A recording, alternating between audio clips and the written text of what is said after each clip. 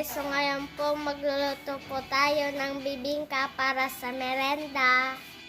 Guys, ito po yung gagamitin natin sa bibingka. Oatmeal at saka all-purpose. Paghahaluin po.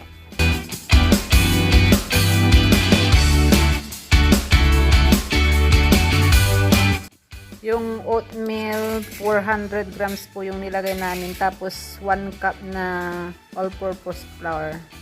Hahaluin lang po tapos lalagyan ng asukal. Lagyan po natin ng milk powder. 1 cup po.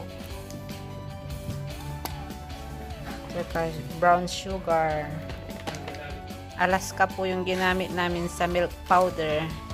Tapos, lagyan natin ng brown sugar. 2 cups.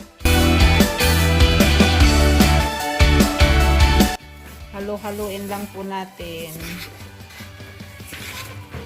Para mag-mix po.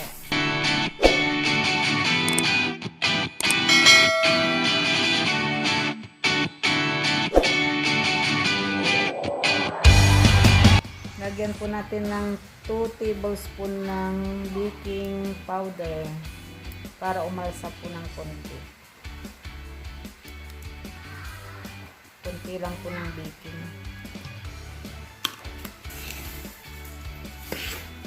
Ihalo po natin ulit para mag-mix yung baking powder.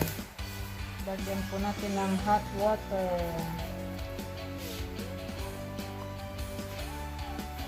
Para hindi matigas.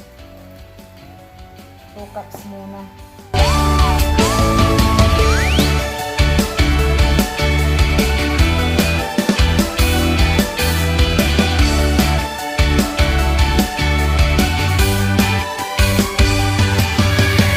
Tinatansya lang po namin itong tubig.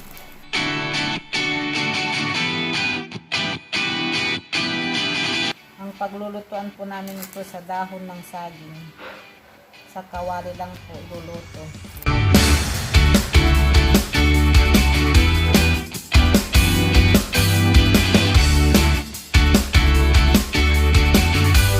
Ito, naimbento lang namin ito para meron lang kaming mamirienda.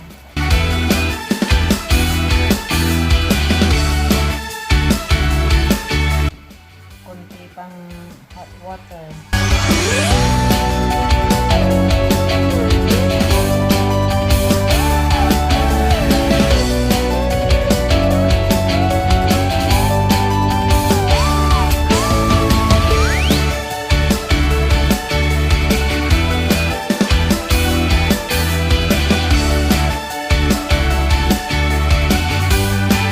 Ito tama lang itong basan.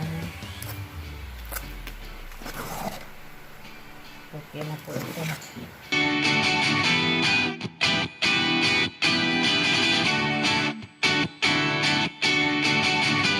Kuha kami ng dahon ng saging dito sa likod ng bahay. Tayo na.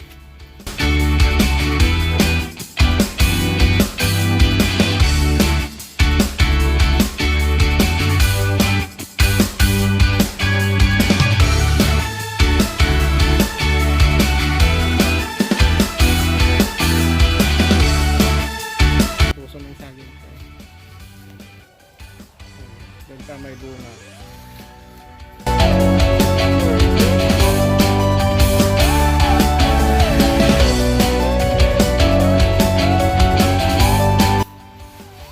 Ilalagay na po natin sa dahon ng saging para mailuto na.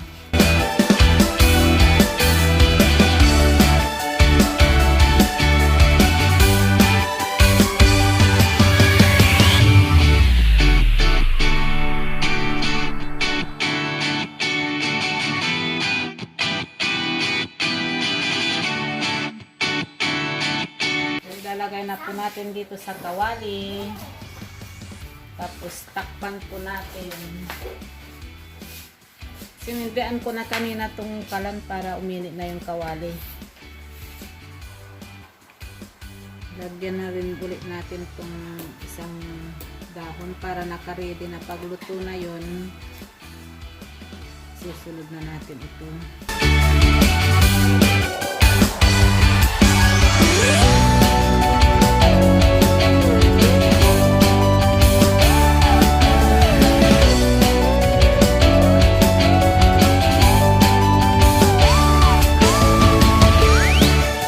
Lagyan din natin yung isa.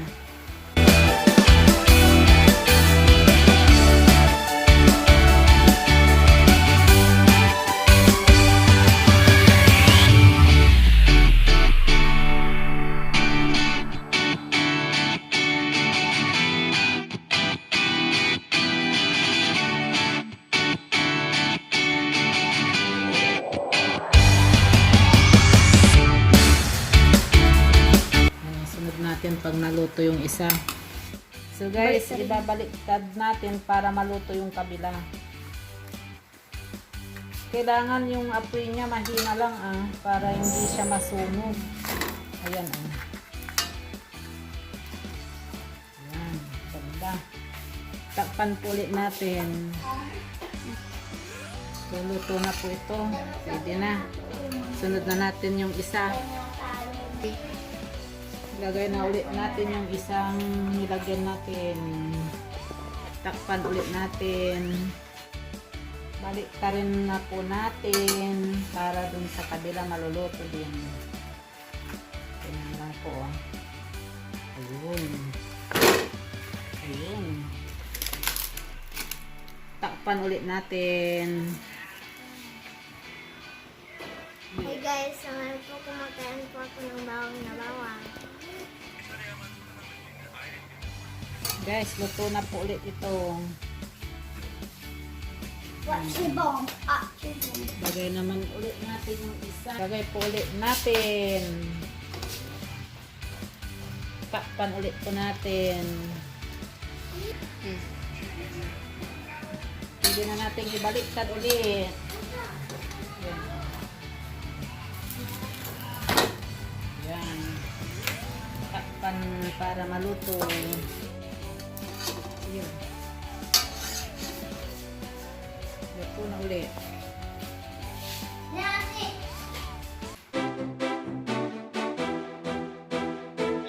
Tayo guys.